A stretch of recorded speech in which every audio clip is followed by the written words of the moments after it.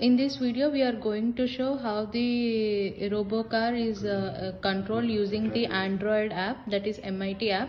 So we have developed the MIT app in the Android phone.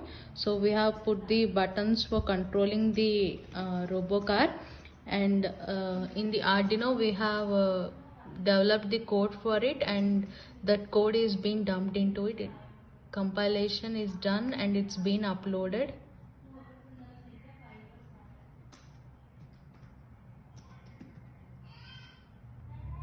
Yeah, you can see that compilation is completed. Now we are uploading the code into it. Now I'm going to control the RoboCar with this app.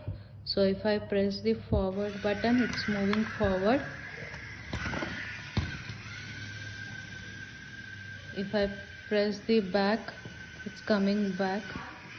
Stop. And if I right, left, forward, stop, back, stop.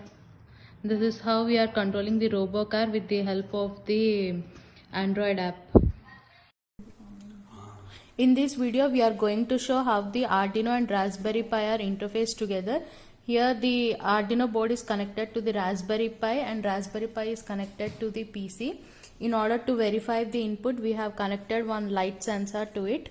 So the Raspberry Pi is installed in the PC, and we are now dumping the code into the Arduino. This is the code for it and it's been uploaded. Now we are checking the output for this Arduino in the serial monitor.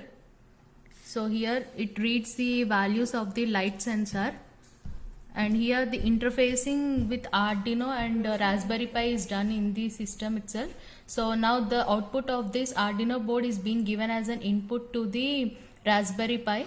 So here the interfacing is done. Now we can check the output here in the Raspberry Pi. The same values, it reads the same values what it is been read in the serial monitor of Arduino. You can see here. So it's keep on changing the values.